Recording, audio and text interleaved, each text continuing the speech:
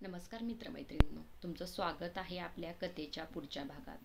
कथा आवडत असतील तर चॅनलला सबस्क्राईब जरूर करा. बायको ही फक्त घरकाम करायला आणि स्वतःला हवे तेव्हा हवे तसे शरीर सुख भोगायला असते, हीच प्रमोदची मानसिकता होती. त्या शरीर सुखात हळूहळूपणा, आपलेपणा कधीच नसायचा. मग तिला काय हवे किंवा काय वाटते याचा प्रश्नच येत नव्हता. प्रमोदला फक्त तिच्याकडून घेणं माहीत होतं, देणं नाही. आता हे स्त्रिया स्वतःला काय हवे, शरीर संबंधात त्या समाधानी आहेत का याबद्दल बोलत नाहीत. त्या काळी तर यावर बोलणे म्हणजे पापच जणू.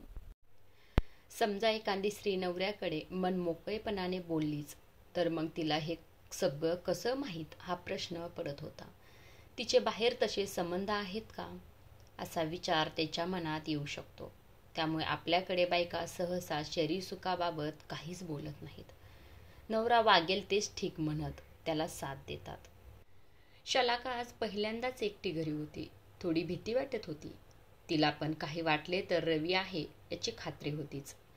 कुठेतरी आपसुक आज ती तिचं स्वातंत्र्य अनुभवत होती. सानूला झोपून तीही झोपी गेली. सकाळी ती एकदम फ्रेश मूडमध्ये उठली. सानूचं सगळं आवरून घरकाम करत राहिली. अचानक सानू जोरजोरात रडू लागली. सानू नुकतीच 1 वर्षाची झाली होती. त्यामुळे ती का रडत असते हे शलाकाला समजना.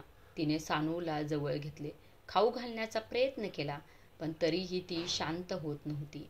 शलाकाला सुचेना की काय करावे. तिने मग रवीला फोन केला.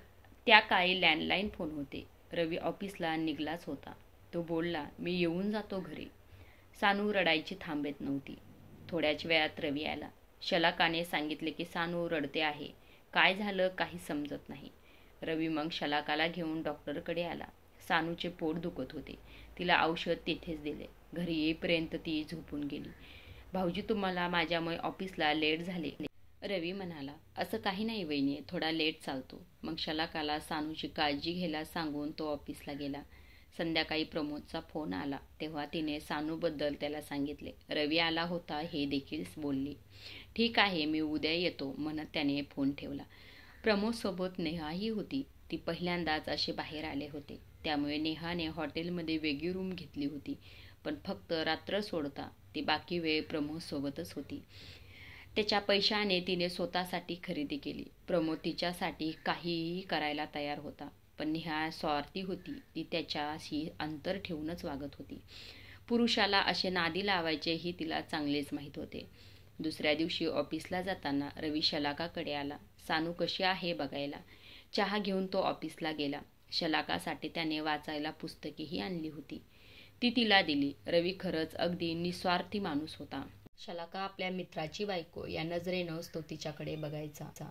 रवी तसा आहे म्हणूनच प्रमोदला यात काही गैर वाटत नव्हते. शलाकाला रवीचा स्वभाव आवडला होता. तीही त्याला आदराने पाहत होती. रात्री प्रमोद घरी आला. सानू कशी आहे विचारले. बस. बाकी त्याला पहिली मुलगी झाली याचे काही वाईट वाटत होते. पण आता तो बाप होता म्हणून मुलीची जबाबदारी झटकू शकत नव्हता. रात्री तो शलाकावर तुटून पडला. त्याला शलाकामध्ये नेहा दिसत होती म्हणून तो अजूनच तिला ओरबडत होता. शलाका मात्र निश्चित पडून त्याचा अत्याचार सहन करत होती. तिला वाटले 2 दिवसांनी नवरा भेटत आहे तर जरा बोलत बसेल, हळूवार आपल्याला फुलवत राहील, प्रेमाच्या गोष्टी करेल. पण हे सगळं प्रमोदच्या गावीही नव्हते. त्याला पती पत्नीच्या नात्यात फक्त एकच नातं दिसत होतं, ते म्हणजे नर आणि मादी. प्रमोद आणि नेहा आता जास्तच एकत्र राहत होती. ऑफिसमध्ये त्यांच्या नावाची चर्चा होत असे. रवीने एकदा प्रमोदकडे हा विषय काढला, पण तो म्हणाला, आपल्यात फक्त मैत्री आहे. पण लोकांना सगळ्याच गोष्टी काळभैर दिसतात. त्याला मी काय करणार. नेहा माझ्याशी जास्त बोलते. त्या ऑफिसमध्ये कोणाला आवडत नाही हे समजते मला. प्रमोद, अरे ती नेहा तुझ्याशी गोड बोलून तुझा पैसा उधळते हे तुला दिसत नाही का. रवी, मला समजते माझ्यासाठी काय चांगले आणि काय वाईट. यावर रवी काहीच बोलला नाही आणि तिथून निघून गेला. प्रमोद आणि नेहा सतत बाहेर फिरायला जायचे. ऑफिसच्या कामानिमित्त बाहेर गावीही जायचे. प्रमोद आता नेहा आणि शलाकामध्ये तुलना करत होता. प्रमोद अलीकडे घरी उशिरा येत असे. शलाकाने एकदा विचारले तर म्हणाला, काम असतात मला, मी काही बाहेर भटकत नाही आणि घरी येऊन काय तुझं तोंड बघू. शलाकाने मग त्याला काही विचारायचे नाही असं ठरवलं होते. एका रविवारी प्रमोद शलाकाला म्हणाला, आज आपल्याकडे जेवायला माझी मैत्रीण म्हणजे नेहा आणि तिचे मिस्टर येणार आहेत. चांगला स्वयंपाक कर. रात्री नेहा आणि तिचा नवरा दीपक प्रमोदकडे आले. नेहा छान मेकअप करून स्लीवलेस ब्लाऊज पातळ साडी घालून आली होती. सुंदर दिसत होती. तिच्या पुढे तिचा नवरा दीपक काहीच नव्हता. अगदी किरकोळ आणि दिसायला जेमतेम, चेहऱ्यावरूनच गरीब वाटत होता. प्रमोदने नेहाकडे बघून स्मित हास्य केले आणि हाताने छान दिसतेस असा इशारा केला. तसे नेहाही त्याच्याकडे बघून हसली आणि हाताने हळूच फ्लाइंग किस दिले. नेमके हे करताना शलाकाने नेहाकडे बघितले. तसे तिने दुसरीकडे नजर वळवली. जेवतानाही प्रमोद नेहाला आग्रह करून करून जेवू घालत होता. त्याच्याकडे डायनिंग टेबल होता. प्रमोद, नेहा, मग तिच्या बाजूला दीपक असे जेवायला बसले होते. शलाका सानूला भरून मग जेवत असे. शलाका त्यांना जेवण वाढत होती. सानू रडू लागली म्हणून ती तिच्याकडे गेली आणि सानूला चटईवर बसून काही खेळणी तिच्या समोर ठेवली. हॉलमधून किचन सहज दिसत असे. शलाकाचे लक्ष समोर गेले तर नेहा आपला पाय प्रमोदच्या पायावरून फिरवत असताना तिला दिसली. नेहाने प्रमोदच्या वागण्यामध्ये तिला जरा मागे संशय आला होता. आता हे दृश्य बघून तिला खात्री पटली की या दोघांचे काहीतरी चालू आहे. त्या तिघांचे जेवण झाले. वहिनी, खूप सुंदर स्वयंपाक करता तुम्ही, खूप छान झाला होता सगळं, नेहा असं बोलत होती. मग नेहा आणि दीपक जायला निघाले. त्यांना बाहेरपर्यंत सोडून प्रमोदही घरी आला. शलाका जेवत होती पण डोळ्यासमोर मगाचे चित्र होते. तिला आतून खूप वाईट वाटत होते. खूप रडूही येत होते. पण ती कसेबसे स्वतःवर संयम ठेवत होती. रात्री सगळं आवरून ती झोपायला आली. याला नेहाबद्दल विचारावे का? पण आपल्याकडे तसा काहीही पुरावा नाही. मग हा काय मान्य करेल की त्यांच्यात आणि नेहा तसे संबंध आहेत ते?